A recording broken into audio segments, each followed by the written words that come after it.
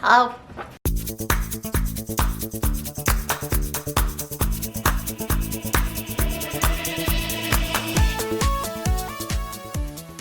Hi guys, my name is Kate. Welcome to my channel. If you're new here, what's up?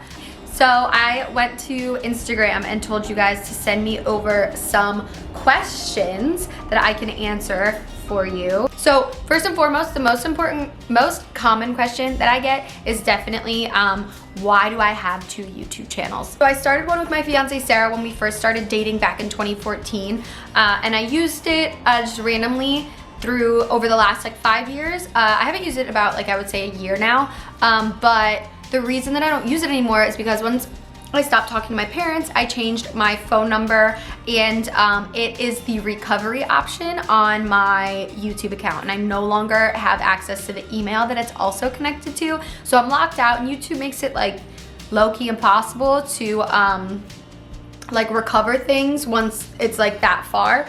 So I honestly was just like, fuck it, I'll just make a new one. And here we are. And I kind of like it better because it's just more clean. And if you want to see the old me, go to that channel. And this is more like an updated professional version of my channel.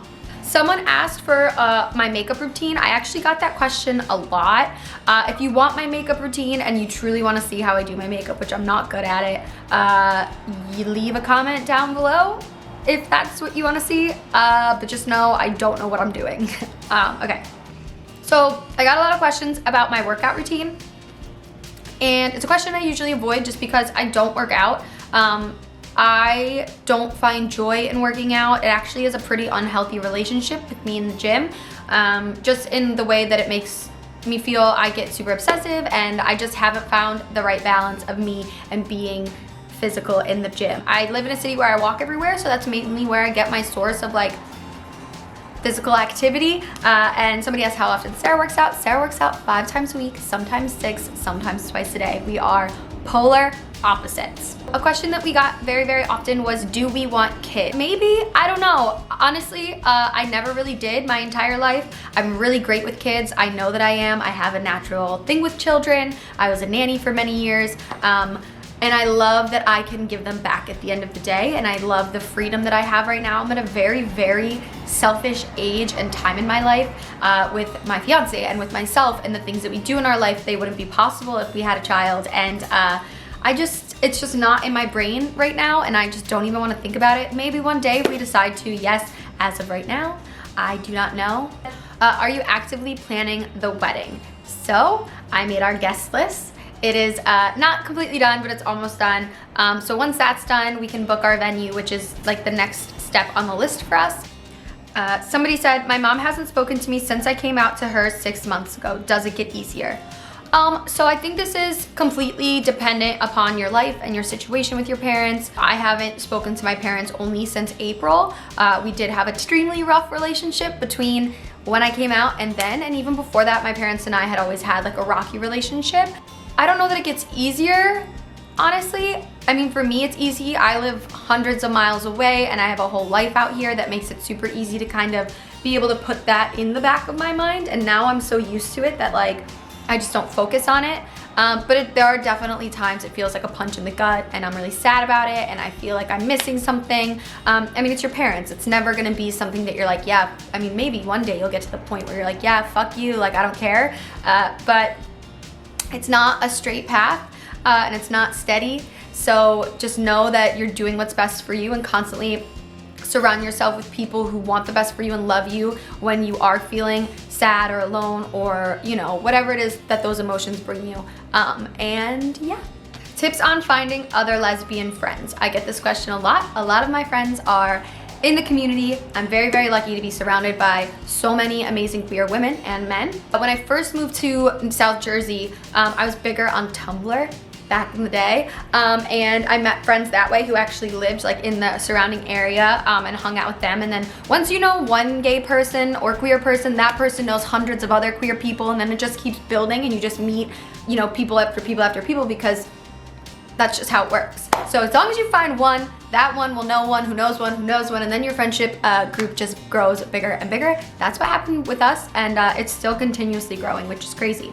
Do Sarah and you show PDA in public? I get scared of people judging. I love you guys. I love you. So yes, I think that it just depends. Like we've gotten into a place where the world can be very scary and it's a weird time, especially with our political climate and the types of people who feel like they can go out and do and say things that they say and do. So for us, it's really just dependent upon where we are. We feel our surroundings, and then if we feel safe, of course, we're very like affectionate people typically. So it just depends upon if we think we'll be safe or not. Go with your gut. If it doesn't feel right or it doesn't feel safe, don't do it, just because your safety is way more important than waiting 20 minutes to kiss your girlfriend. How did you make this decision to quit your job and do this full time?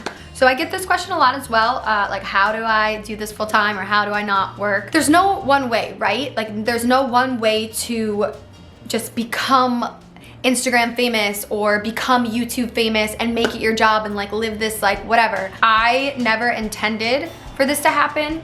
I'm so grateful that it did. I think I was just very, very honest in sharing a story that a lot of people never got to hear and needed to hear. And I'm lucky that continuously sharing my story and continuously being a voice for people in the community allowed me to do this full time. That's not to say that there are not times where I am financially struggling, that I'm always happy, that I'm always fulfilled. There are ups and downs.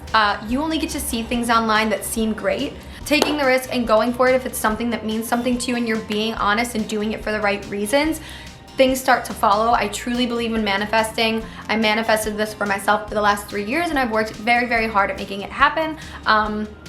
So just doing it with the right intentions and doing it positively and wholeheartedly definitely has been the way that I have ended up here. What is a quality you have that has helped you get to where you are in your life now?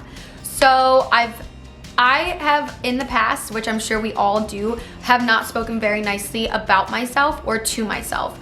So one thing that I have been trying to do lately is when I like say something negative in my head about myself is say like something that I love about myself, or being more okay with saying things that we do like about ourselves, just because we're trained to just like be modest or like hide things about ourselves that we like about ourselves. Like being confident is intimidating and people don't like it, but fuck that. Like we should celebrate ourselves, all of the parts of ourselves.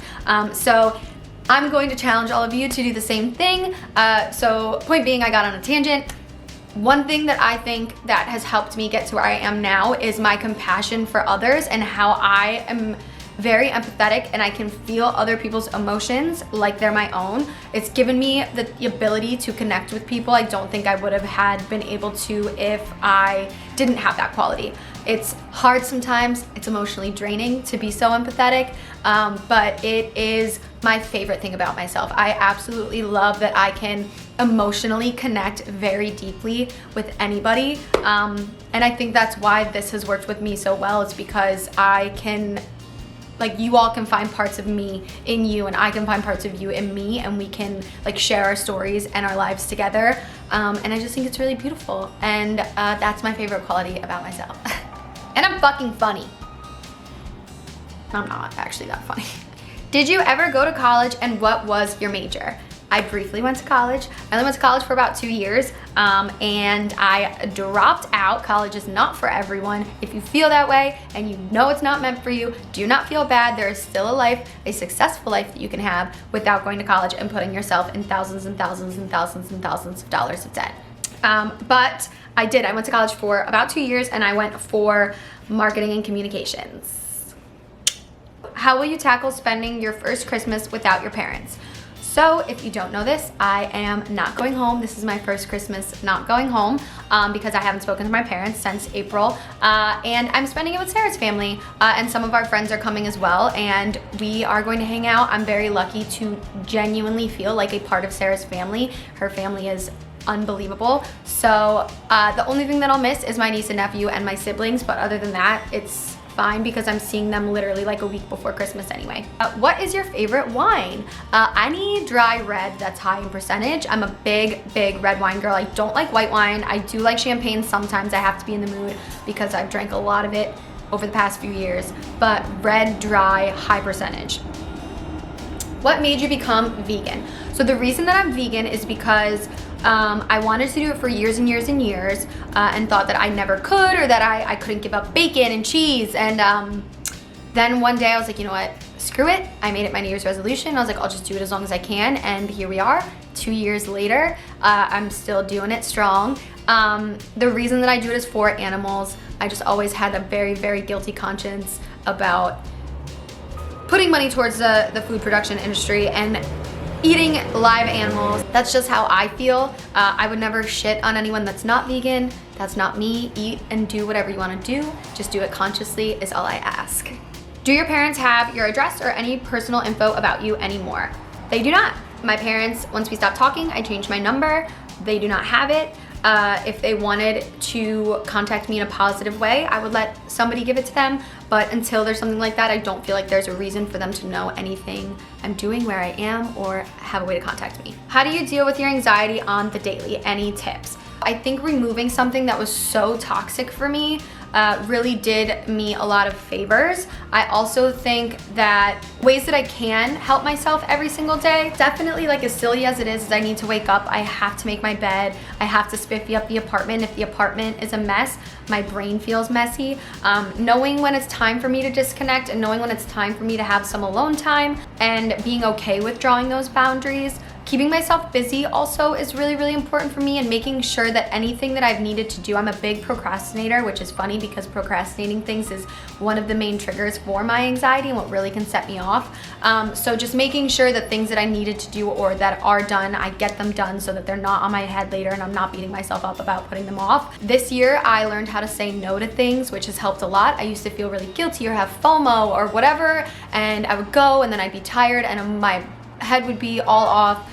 So learning to say no to things, not exhausting myself with work or with opportunities or events, just making sure that I take time for me. How did you survive your parents not accepting you at first? It's killing me.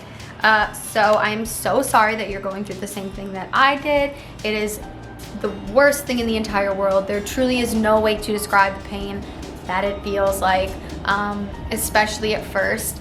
I think originally I was just angry. So my anger blocked my sadness, and I just like lived so mad that at first that's just how I felt. Moving forward and learning how to process my emotions, I definitely had a lot of hard times in dealing with it, and my best way that I can say is just allowing yourself to feel the emotions, talk about them with somebody you love and trust, surround yourself with people that let you talk about it or that reassure you and constantly let you know how like loved and important and valid you are. That is truly like the #1 way that's gotten me through everything that I've been through with my parents, is surrounding myself with people that can constantly lift me up when I feel like I can't stand. Apart from Paisley and Sarah, what is the best thing that's ever happened in your life? So definitely this. Doing this, being able to use it as my full-time job, sharing my story, connecting with you guys, being able to help you all and change your life. I'm getting emotional about it. I'm a crier, so whatever. But like, I cannot express how cool, oh my God, this is so stupid. I cannot express how amazing it is for me to know that I have made any amount of an impact on any of your lives, as big or as small or whatever, but knowing that there are people out there who I got to be a part of their story or help their story or whatever means the absolute world to me. And every single day, I just feel like it's just like the coolest thing ever. And that is the best thing that's ever happened in my life, is being able to help you guys by sharing my story. I'm an emotional mess. How do you become brave enough to let yourself figure out if you are straight or gay? Before this, my best advice would be to, if you're curious or you're wondering or you're not sure or whatever, all of those things just meant the exact same thing, whatever, let yourself just explore. Like literally, you don't have to label yourself. You don't have to put yourself in a box. Just go for what feels right, do whatever you want, and let yourself just go and feel and do whatever you want, and don't ever like let a label or anything hold you back. Labels are not right for everybody. They are right for some, and that's okay. And you can do whatever you want with whoever you want and let yourself feel whatever you want. As long as it's right in your heart, that's literally all that matters. Thank you guys so much for watching and being curious about me. It makes me so happy that you guys want to get to know me just like I want to get to know you. And let me know what you guys would like to see next. and I hope you've been enjoying Vlogmas. All right, that's it. Thank you guys again, seriously, so much for watching. You have no idea how much I love you all and appreciate you all. Truly, my heart is constantly overflowing at the brim, ready to pour over with how much I love all of you. Truly, I really hope that you guys can feel that from me. Okay, that's it. Thank you guys, I love you. Thank you for watching.